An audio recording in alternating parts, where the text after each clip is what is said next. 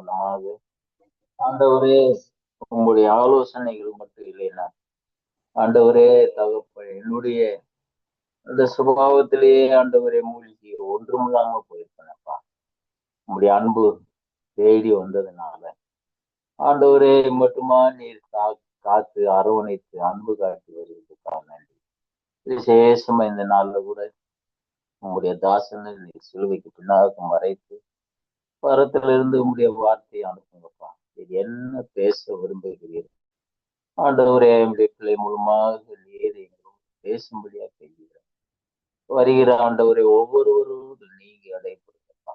சொல்லியிருக்கீங்க, தாகம் உள்ளவன் மேல் தண்ணீரையும் வறண்ட நிலத்தின் மேல் ஆறுகளை ஊற்றுவேன் என்று. ஆண்டவரே, உங்களுடைய வார்த்தை சொன்னவனமா இந்த காலை வேளையில யாரெல்லாம் தாகத்தோடு ஆண்டவரே என்னுடைய பாதத்தில் ஓடி வருகிறார் ஆண்டவரே, அவர்கள் உங்களுடைய ஆவியினால நிரப்பப்பட்டவர்களாக இந்த நாள் முழுவதும் சந்தோஷத்தினால மகிழ்ச்சியினால பொங்கி ஆண்டவரே உங்களுடைய பாதையில நடக்கும்படி நீங்க திரும்ப கொடுக்கும்படி செஞ்சிடறோம். விசேஷம் ஆரம்பம் முதல் முடியும் எல்லா நெட்வொர்க் ப்ராப்ளத்தையும் உங்களுடைய கண்ட்ரோலுக்குள்ள வைங்க. தெளிவான வார்த்தைங்களுக்கு கிடைக்க திரும்ப செய்யுங்கப்பா. தகப்பனே, நீங்க எங்கள் மத்தியில வாங்கினப்பா. உண்மை காண வந்திருக்கிறோம், உண்மை பார்க்க வந்திருக்கிறோம், உங்களுடைய சத்தத்தை கேட்க வந்திருக்கிறோம். நீங்க தான் ஆண்டவர் இந்த காலை வேளையில இடைப்படும்படியாக ஒவ்வொருவரோடு பேசி துதி கனம் மகிமையாக உங்க ஒருவருக்கே செலுத்துகிறோம். இயேசுவின் மூலம் ஜெபங்கள் நல்லது. ஆமேன். ஆமேன் ஆமேன். தேங்க்யூ அண்ணா, தேங்க்யூ. பிரியமானவர்களே, இன்றைக்கும் ஆண்டவர் நம்மளோட பேச போறாரு. ஜெபத்தோடு நம்ம கேட்போம். இன்னைக்கு செய்தியின் தலைப்பு என்னன்னா, கடைசி வருகை. வேத பாடமாக நமக்கு கொடுக்கப்பட்ட பகுதி மத்தேயு 24ஆம் அதிகாரம் 30ஆம் வசனம். நான் வாசிக்கிறேன். அப்பொழுது மனுஷகுமாரனுடைய அடையாளம் வானத்தின் காணப்படும்.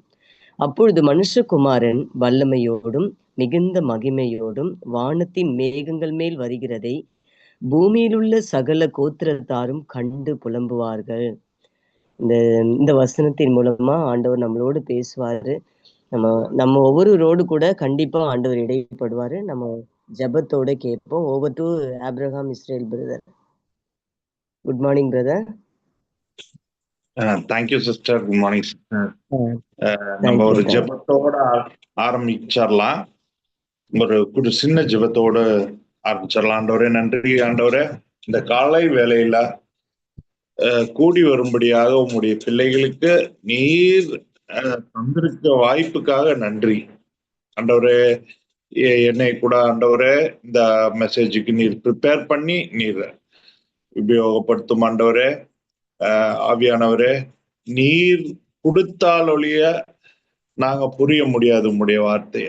அதனால இப்ப கூட ஜெபிக்கிறேன் சாமி, உங்களுடைய வார்த்தை புரிந்து கொள்ளும்படியாக எங்களுடைய இருதயத்தை திறந்து நீர் ஆண்டவரே உங்களுடைய ஆவியானவரால் அந்த வல்லமையினால் எங்களுக்கு புரிய வையும் சாமி. நன்றி ஆண்டவரே. இயேசுவின் நாமத்தால் கேட்கிறோம் பிதாவே. ஆமேன் ஆமேன். எல்லாத்துக்கும் காலை வணக்கம். பாத்தீங்கன்னா இந்த நாள்ல கூட தேவ பிள்ளைகள் அனைவரையும் சந்திப்பதில் ரொம்ப மிகுந்த மகிழ்ச்சி. பாத்தீங்கன்னா இந்த கடைசி வருகை பத்தி நம்ம பாக்குறோம் இன்னைக்கு. இது கடைசி வருகைன்னு ஏன் சொல்றோம் அப்படின்னு பாத்தீங்கன்னா, சபைக்கு இருக்கக்கூடிய வருகை அது ரகசிய வருகைன்னு நம்ம சொல்லுவோம். ரகசிய வருகைன்னு சொல்லுவோம். அதனால பாத்தீங்கன்னா அது கடைசி வருகையாக எடுத்துக்க முடியாது. ஏன்னா முதலாம் வருகைன்னு இயேசு ஆண்டவர் எப்ப வந்தார் அப்படின்னு பார்த்தோம்னா 2000 வருஷத்துக்கு முன்னாடி அவர் வந்த முதலாம் வருகை. அப்ப பாத்தீங்கன்னா நிறைய யூதர்கள் அந்த முதலாம் வருகையில ஆண்டவரை அறியாதனாலனா அவங்க எதிர்பார்த்தது பாத்தீங்கன்னா ஒரு ராஜா வருவாரு, ரோம ராஜ்யத்துல இருந்து அவங்களை எல்லாம் காப்பாத்துவாரு, ஆண்டவர் சாப்பாடு தந்தா உடனே ஓடி போய் சாப்பிட்றதுக்கு போனாங்க. ஆண்டவர் ஹீல் பண்ணாங்கன்னா நானும் சுகமாகணும், என் கைவலி கால்வலி போகணும், தலைவலி போகணும் அப்படின்னு சொல்லி ஓடி போய் ஆண்டவர்கிட்ட பெற்றுக்கொண்டார்கள். ஆனா எதுக்கு வந்தாருன்றத அவங்களால புரிய முடியாம போயிட்டாங்க. அவங்களுடைய பாவத்தின் சாபங்களை சுமந்து தீர்க்கும் ஆட்டுக்குட்டியாக கர்த்தர் தம்மைத்தானே தாழ்த்தி மனிதனாக வந்ததை அவர்கள் புரிய முடியவே இல்லை. அதனாலதான் அந்த முதலாம் வருகையில நிறைய பேர் மிஸ் பண்ணிட்டாங்க. ஆண்டவருடைய அந்த பெரிய பிளெஸிங்கை மிஸ் பண்ணிட்டு அப்ப அந்த சிலுவையில போய் ஆண்டவர் மரித்த பின்பு என்ன பண்றாருன்னா, அவருடைய டிசைபிள்ஸ், அவருடைய சீஷர்களை பார்த்து அவர் சொல்றாரு, இப்ப அந்த அந்த பெண்டிகாஸ்ட் வரைக்கும் வெயிட் பண்றாரு. அந்த பெண்டிகாஸ்ட்ல பாத்தீங்கன்னா என்ன பண்றாருன்னா, 50 நாள் பெண்டிகாஸ்ட்ன்றது ஆண்டவர் உயிர்த்தெழுந்து 50வது நாள்ல கரெக்டா பாத்தீங்கன்னா ஆவியானவரை தர்றாரு. எருசலேம்ல தந்து என்ன சொல்றாருன்னா, போய் உலகம் எங்கும் போய் சுவிசேஷத்தை அறிவியுங்கள்னு சொன்னனாலதான் இன்னைக்கு நீங்களும் நானும் அந்த சுவிசேஷத்தை பெற்றுக்கொண்டு கர்த்தர் ராஜ்யத்துக்குள்ள இருக்க ஒரு வாய்ப்பு கிடைத்திருக்கிறது. இல்லாட்டி எப்படி கிடைத்திருக்குன்னு தெரியாது. அதனால பாத்தீங்கன்னா இஸ்ரவேலர்கள் பாத்தீங்கன்னா ஒரு விதமாக கர்த்தருடைய பிளான்ல அவங்க ரிஜெக்ட் பண்ணப்பட்டனாலதான் நாம் யாரு எல்லா தேசத்தார்களும் அந்த ஒரு புது உடன்படிக்கைக்குள்ளாக நாம் போகும்படியாக ஒரு வாய்ப்பு கர்த்தர் சபையின் மூலமாக நம்மளுக்கு தந்திருக்கிறார். ஹல்லேலூயா. எப்பயுமே நம்ம இதெல்லாம் ஒரு பெரிய பிரிவிலேஜ். நிறைய பேர்த்துக்கு இந்த நாட்கள்ல கூட இந்த மாதிரி பாத்தீங்கன்னா கர்த்தருடைய வல்லமையும் அவருடைய சத்தியத்தையும் புரிந்து நம்ம ரட்சிப்பை பெற்றுக்கொள்ளும் வாய்ப்பு இல்லாம எத்தனையோ பேர் இருக்காங்க. அதனாலதான் நம்ம சத்தியத்தை தொடர்ந்து எடுத்து சொல்றோம். அதனால அந்த முதலாம் வருகைன்னு அதை சொல்றோம். கடைசி வருகை, 2ஆம் வருகை அப்படின்னு சொல்லலாம். ஆனா பாத்தீங்கன்னா 2ஆம் வருகை இல்ல.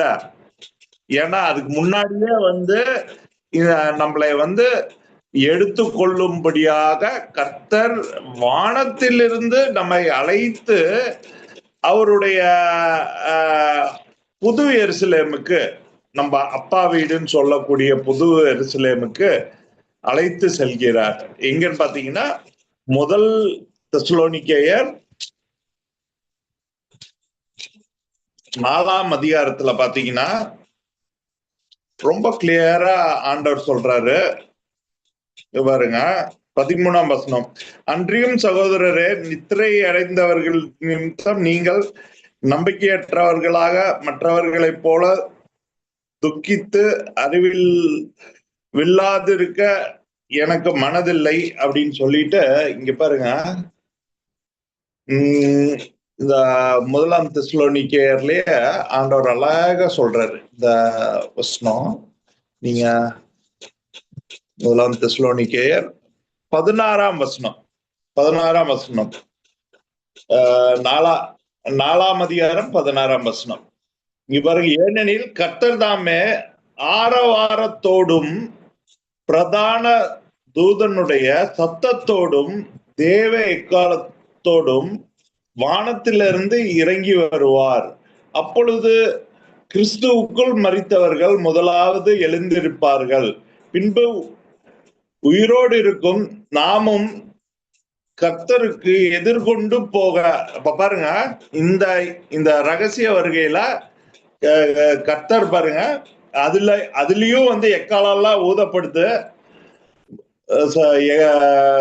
பிரதான தூதன், ஆர்ச்சேஞ்சல், அது அப்புறம் தேவனுடைய எக்காலத்தோடும் வானத்திலிருந்து இறங்கி வருவார்.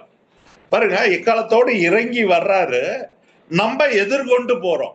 அப்ப எங்க பூமியில இருந்து நம்ம எழுப்பப்பட்டு முதலாவது நித்திரை அடைந்தவர்கள் எழுப்பப்பட்டு கர்த்தரை நோக்கி போகும்போது நம்ம உயிருள்ளவர்கள் நாம் உடனே அதுக்கு அவங்களோடு சேர்ந்து நம்ம இயேசு ஆண்டவரை மீட் பண்ணும்படியாக நாம் போகிறோம். சோ இது ரகசிய வருகை. ஏன் ரகசிய வருகைன்னா, இது ஆண்டவர் ப்ரிப்பேர்டா இருங்க, watch and pray so that you might escape அப்படின்னு சொல்லியிருந்தாரு. என்னன்னா, இந்த உபத்திரவ காலத்துக்கு முன் அதுதான் ரகசிய வருகை. ஆண்டவர் அந்த உபத்திரவ காலத்தை பத்தி பேசுறாரு அந்த 24ஆம் அதிகாரத்துல. இப்ப இந்த இதை பார்த்துக்கிட்டோம். அடுத்தது பாருங்க, இந்த உபத்திரவ காலத்தை குறித்து ஆண்டவர் பேசுறாரு. எங்க பேசுறாருன்னு பாத்தீங்கன்னா, மத்தேயு 24ஆம் அதிகாரம் 21ஆம் வசனத்துல பாருங்க. ஏனெனில் உலகம் உண்டானது முதல் இதுவரைக்கும் சம்பவித்திராததும் இனிமேலும் சம்பவியாதிருந்ததுமான மிகுந்த உபத்திரவம் அப்பொழுது உண்டாயிருக்கும். இப்ப பாருங்க, ஒரு உபத்திரவ காலம்ன்றது இந்த ஆண்டவர் பூமியை உருவாக்குனது முதல் இப்ப அந்த உபத்திரவம் நடக்கிற நாட்கள் வரைக்கும் அந்த மாதிரி ஒரு உபத்திரவம் பார்க்க முடியாது. அதே மாதிரி அந்த நாட்கள் முதல் இந்த உலகம் முடிவு எப்ப, இந்த 1000 வருஷ அரசாட்சி முடியும் போதுதான் இந்த உலகம்லாம் அழிக்கப்படும். இந்த உலகம் அழிக்கப்பட்டு புது வானம் புது பூமியில ஆல்ரெடி சர்ச் அங்க வாழ்ந்துட்டு இருக்க இடத்துக்கு அனைவரும் ஆண்டவர் அழைத்து செல்வார் அந்த கடைசியாக. ஆனால் இந்த உபத்திரவ காலம்ன்றது இதுவரைக்கும் கிரியேட் பண்ணதுல இருந்து இந்த மாதிரி உபத்திரவம் நடந்தது இல்ல, இனிமேலும் நடக்க போறது இல்லைன்னா அப்ப எந்த அளவுக்கு அந்த உபத்திரவ காலம் இருக்கும்னு யோசித்து பாருங்க. அதனால 2000 வருஷமாகவே எத்தனையோ உபத்திரவத்தின் ஊடாக நாம் தேவனுடைய ராஜ்யத்தில் நுழைகிறோம் அப்படின்னு தான் பவுல் சொல்றாரு. அது நார்மல் உபத்திரவம். ஆனா இது மகா உபத்திரவ காலம். ஏன்னா இந்த மாதிரி உபத்திரவம் நடந்ததே இல்லைன்றாரு. இன்னைக்கு தேவஜனங்களே, இன்னைக்கு பாத்தீங்கன்னா இன்னைக்கு ஈரான் வார் நடந்துட்டு இருக்கு. ஈரான், அமெரிக்கா, இஸ்ரேல், பல அரப் கண்ட்ரீஸ்ல பாத்தீங்கன்னா அங்க இருந்து ஈரான்ல இருந்து அடிக்கிறாங்க, இங்க இருந்து இஸ்ரேல் அடிச்சுட்டு இருக்காங்க. யுஎஸ் இதையெல்லாம் பார்த்து ஈரான் அடிச்சுட்டு இருக்கு. இது எதனால ஒரு முக்கியமான போர்னு பாத்தீங்கன்னா, இது ஏஐ அப்படின்ற இந்த நுண்ணறிவு அப்படின்னுவாங்க. ஏஐ, ஆர்டிபிஷியல் இன்டெலிஜென்ஸ் அப்படின்னா மனிதனுக்கு மிஞ்சின ஸ்பீட்ல மனிதனுடைய அறிவு மாதிரி ஒரு 100,000 மடங்கு டெசிஷன்ஸ ஒரு செகண்ட்ல எடுத்து பண்ணக்கூடிய நுண்ணறிவு. அப்ப பாருங்க, மைன்யூட்டா இப்ப நம்ம ஒரு மனிதனால இப்ப ஒரு பிளைட்லயே போறாங்க, ஒரு இடத்துல பாம்பு பண்ணணும்னா யோசித்து இந்த டார்கெட்டை பிக்ஸ் பண்ணி டார்கெட்டை பார்த்து அப்புறம் தான் அந்த பாம்பை போடுவாங்க. ஆனா இந்த நுண்ணறிவு பாத்தீங்கன்னா பைலட்லெஸ் ஏர்கிராஃப்ட். ஆனா பாத்தீங்கன்னா உள்ள எல்லாமே லோட் ஆயிருக்கும். அது பார்க்கும், டிசைட் பண்ணும், கண்ணை மூடி முழிக்கிறதுக்குள்ள போட்டுரும். அப்ப இதனால என்ன ஒரு ப்ராப்ளம்னா பாத்தீங்கன்னா, ஈரான்ல நிறைய குழந்தைகள் இப்ப திடீர்னு ஃபர்ஸ்ட் யுஎஸ் நாங்க அடிக்கல அப்படின்னாங்க, அதுக்கப்புறம் ஒத்துக்கிட்டாங்க. ஆமா, ஏதோ ஒரு அத சரியா பார்க்காம விட்டுருச்சு ஏஐ அப்படின்றத ஒத்துக்காம சொல்றாங்க. ஆனா அந்த உயிர்கள், குழந்தைகளுடைய உயிர்கள் போனதுதான். 200 குழந்தைகள், அவங்களுடைய தந்தை, தாய், இவங்க எல்லாம் பாருங்க எவ்வளோ அதனால கஷ்டப்பட்டிருப்பாங்கன்னு பாருங்க. ரொம்ப துன்பமான நாட்கள். இதேதான் ஆண்டவர் சொன்னாரு பாத்தீங்கன்னா, இந்த மகா துன்பமான நாட்கள்ல இங்க பாருங்க, ஏனெனில் உலகம் முண்டானது முதல் இதுவரைக்கும் சம்பவித்திராததும் இனிமேலும் சம்பவியாதிருப்பதுமான மிகுந்த உபத்திரவம் அப்பொழுது உண்டாயிருக்கும். பாருங்க, அந்த மிகுந்த உபத்திரவம் தான் எம்பசிஸ்.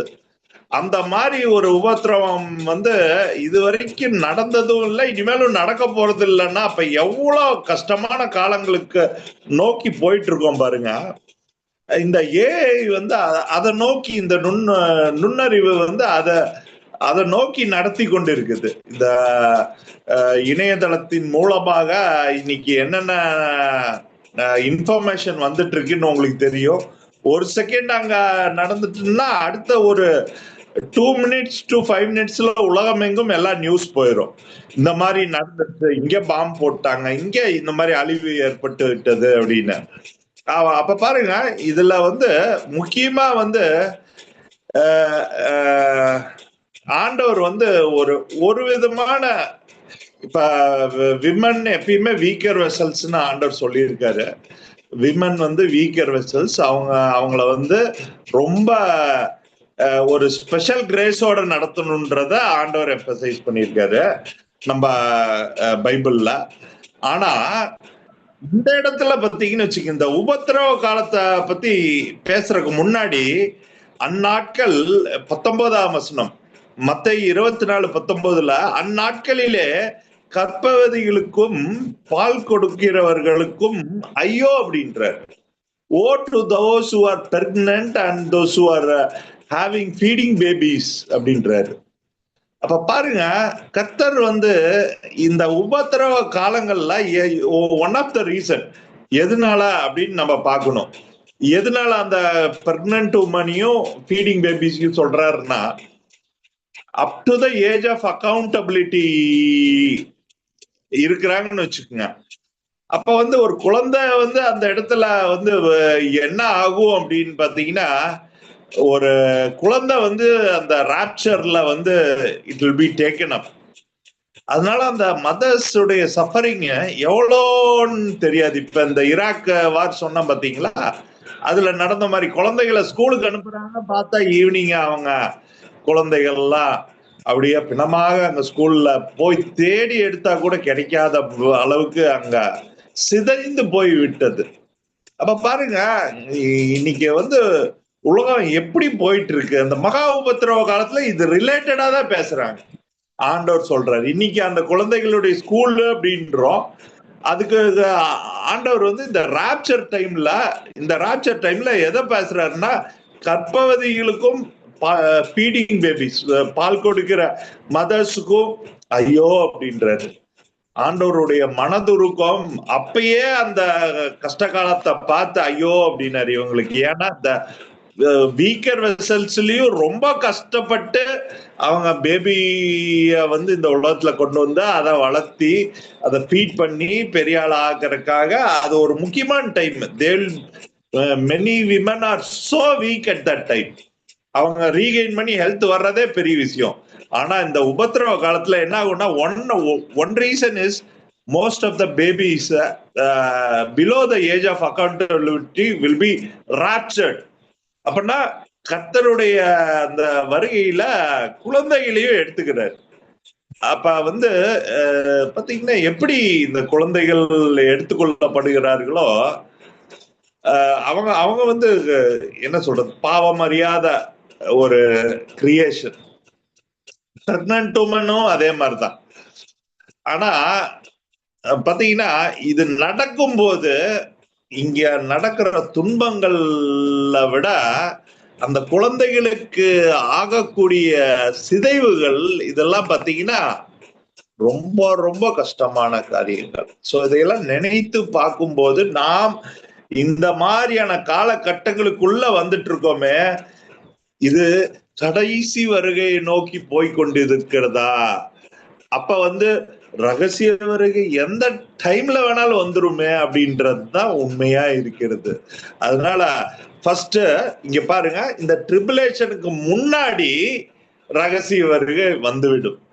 அதனாலதான் ஆண்டவர் வந்து watch and pray so that you might escape அப்படின்னாரு. எஸ்கேப் ஆகிறதுனா என்ன, ஒரு இடத்துல இருந்து ஒரு ஆபத்துல இருந்து விலகி ஓடுறது தான் எஸ்கேப். அப்ப பாருங்க, அந்த ரகசிய வருகைன்றது இந்த உபத்திரவ காலத்துக்கு முன்னாடியாக வந்து எடுத்துக்கொள்ளப்படுவோம். ஆனா இந்த கடைசி வருகை, முதலாம் வருகை இயேசு வந்தார், கடைசி வருகை இயேசு வருவார், இயேசு வருகிறார்.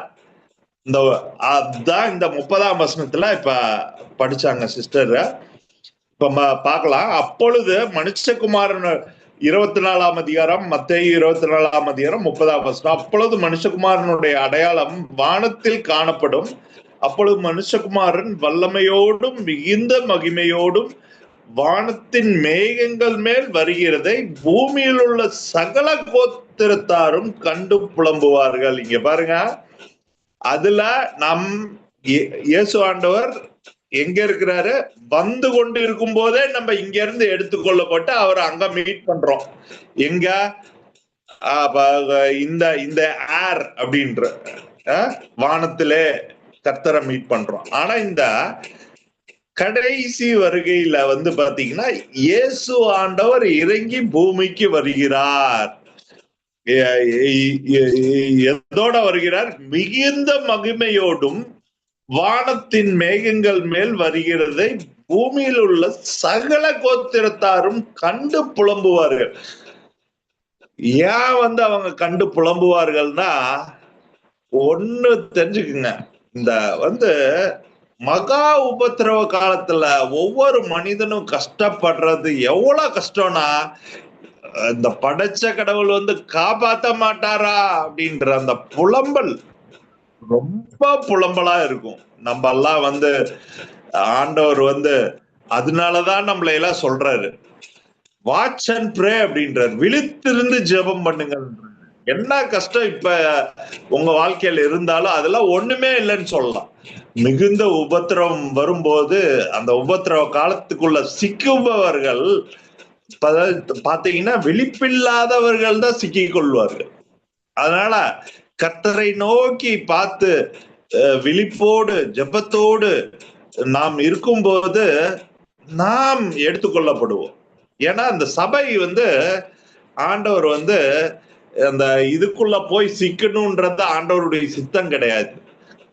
ஆனா சபைக்குள்ளேயே ஏமாற்றி கொண்டு ஜபம் இல்லாமல் ஒரு வெதுவெதுப்பும் இல்லாமல் குளிரும் இல்லாமல் தெரிந்து கொண்டு இந்த மாதிரி எல்லாம் இருக்கிற ஆட்கள் விடப்பட்டு உள்ளே போய் அந்த மகா உபத்திரவ காலத்தில் சிக்குண்டவர்களா ஆகி போயிடுவாங்க. அதனாலதான் பாத்தீங்கன்னா ஆண்டவர் வந்து மகிமையோடு வரும்போது சந்தோஷத்தோட பாக்கறதுக்கு அவங்களால முடியல, புலம்புவார்கள். ஆண்டவரே வந்துட்டீங்களே, ஒரு கஷ்டத்துல மாட்டி ஒரு எஸ்கேப் ஆகும்போது அப்ப வந்து உண்மையாலுமே அந்த எஸ்கேப் ஆனோடனே அவங்களுடைய ரியாக்ஷன் பாத்தீங்கன்னா பயங்கரமா இருக்கும். ஒண்ணு கடவுளுக்கு துதிப்பாங்க, இன்னொன்னு புலம்புவாங்க, ஐயோ இந்த நிலைமையில இப்படி ஆயிப்போச்சே அப்படின்னு. அதே போலதான் இவங்க வந்து கர்த்தருடைய வருகை மகிமையில் வரும்போது அதை பார்த்து புலம்புறாங்க. இன்னொரு ரீசனும் இருக்கு புலம்பருக்கு. என்ன ரீசன் புலம்பருக்கு பாத்தீங்கன்னா, பாவத்தில் வாழ்பவர்களுக்கு இயேசு ஆண்டவர் வருவது சாவுமணி அடிப்பது போல் அவங்க உணர்வார்கள், அதனாலையும் புலம்புவார்கள்.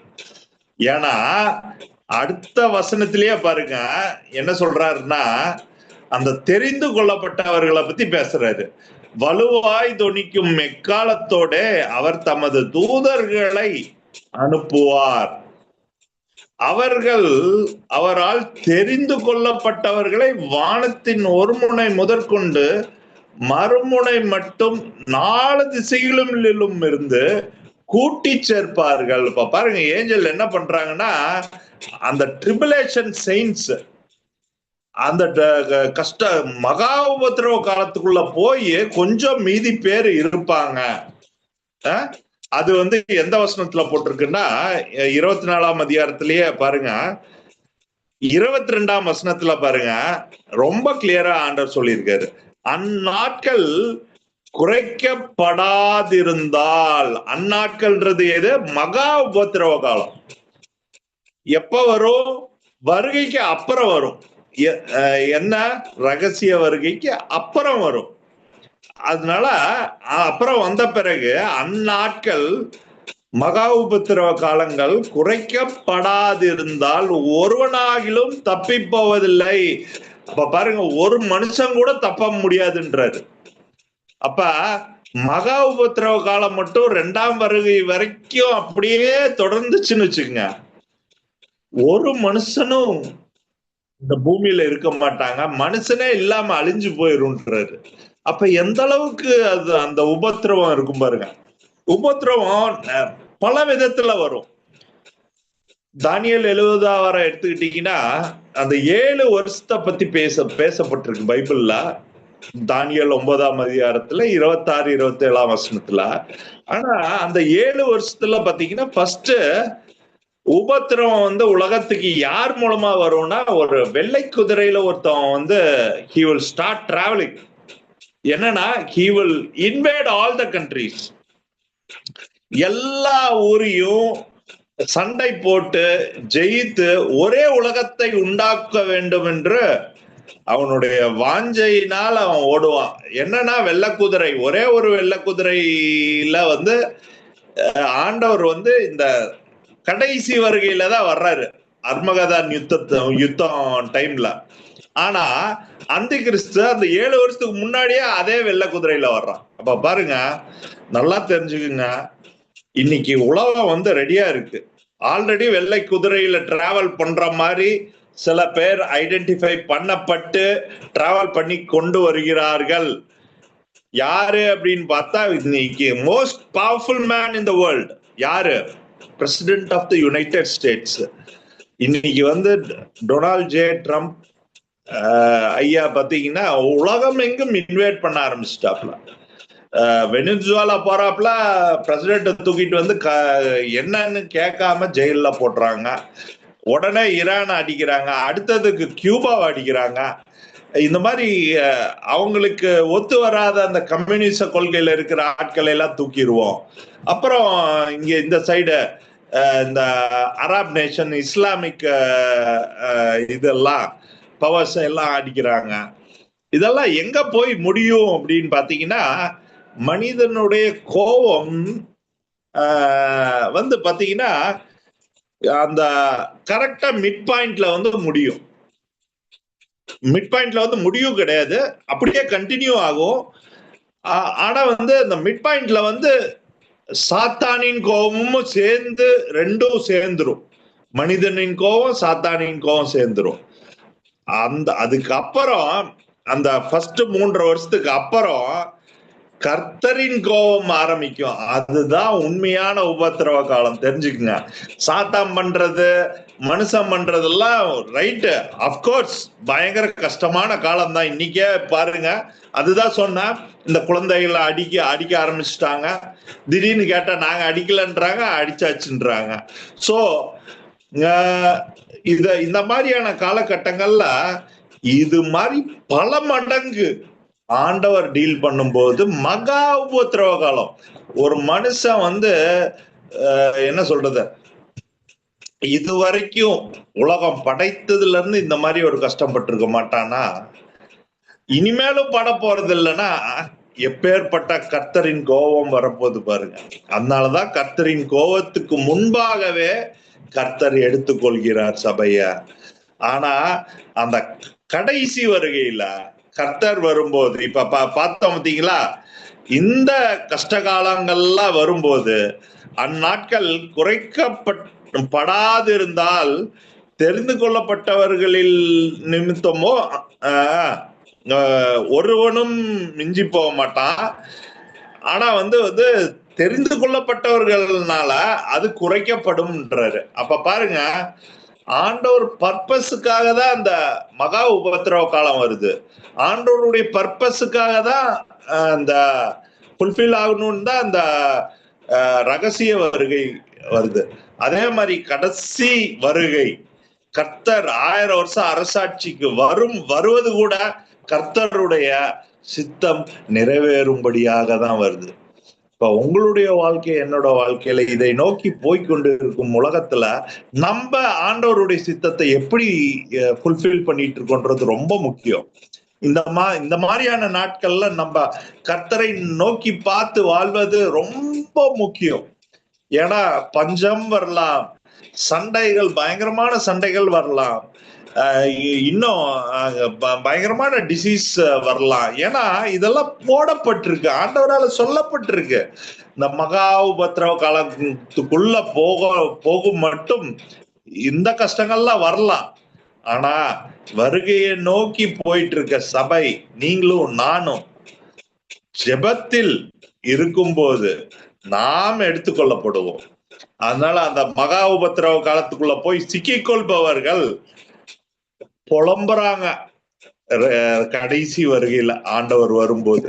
அப்ப பாருங்க, புலம்ப கூடாது அப்படின்னா நம்ம இன்னைக்கே கர்த்தரை நோக்கி பார்க்கணும். இன்னைக்கே அவருடைய அடிச்சுவடுகளை படித்து அவருடைய வழியில நடக்கணும்.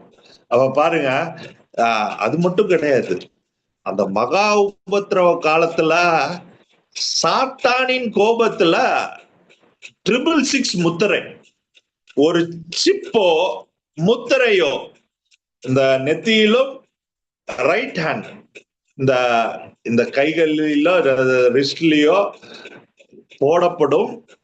இந்த 2 இது பாத்தீங்கன்னா சாத்தானின் கோபம். எதுக்காக அப்படின்னா, சாத்தான் இந்த அவனை வணங்க வேண்டும்ன்றதற்காக அந்த அந்த பாவத்தின் மகன், கேட்டின் மகன் மூலமாக அந்த 666 சிப்பை எல்லாத்துக்கும் போடு அப்படின்னு போர்ஸ் பண்ணுவான் பிசாசு. அப்பதான் ஆண்டவருடைய கோபாக்கினவரும் அதுக்கு முன்னாடி சர்ச்சை எடுத்துக்கொள்ளப்படுவார்கள். நீங்களும் நானும் இந்த மாதிரியான காரியங்கள் நடந்துட்டு இருக்கப்ப நீங்களும் நானும் எப்படி வாழணும்ன்றத நம்ம தான் முடிவு பண்ண முடியும். மத்த யாரும் நம்மளுக்காக முடிவு பண்ண முடியாது. இன்னும் கொஞ்சம் ஜெபத்துல செலவிடலாம், இன்னும் கொஞ்சம் ஆண்டவருடைய வார்த்தையை படிக்கலான்றத நீங்களும் நானும் முடிவு பண்ணி கர்த்தர் பின்னாடி போகும்போது நாம் அவருக்குள்ள, அவருடைய பிரசனத்துக்குள்ள சேஃபா எப்பயுமே இருப்போம். எத்தனை பாம் விழுந்தா என்ன, சுத்தி உலகத்துல என்ன நடந்தா என்ன, கர்த்தரின் செட்டைகளின் கீழ் இருப்பவர்கள் எப்பயுமே அவங்க அவருடைய சேஃப்டிக்குள்ள இருப்பாங்க. அதனால நாம் இந்த காரியங்களை சொல்லி நான் முடிக்க விரும்புகிறேன். ஒண்ணு என்னன்னு பாத்துக்கிட்டீங்கன்னா, இந்த தெரிந்து கொள்ளப்பட்டவர்களுக்காக அந்த மகா உபத்திரவ காலத்தையே கம்மி பண்றாருன்னா, அந்த நல்ல தேவனை யோசித்து பாருங்க. ஆண்டவருடைய பிள்ளைகள் அதுல சாகடிக்கப்படுறாங்க. சாத்தான் சாத்தானின் கோபத்தினால அந்த முத்திரையை போட சொல்லி போடாதவர்களை எல்லாம் அவங்கள சிறைச்சேதனம் பண்ணி கொல்றான். எத்தனையோ பேர் இறந்து போவாங்க அந்த டைம்ல, பயங்கரமா ரத்த வெள்ளமாக. எப்படி ஹிட்லர் ஜூஸ ஒரு கேஸ் சாம்பர்ல போட்டு அப்படியே குக்கர்ல போட்டு தூக்கி போட்ட மாதிரி அவன் பாடிஸ் எல்லாம் அப்படியே தூக்கி போட்டான். ஆனா அதெல்லாம் ஒண்ணுமே கிடையாது.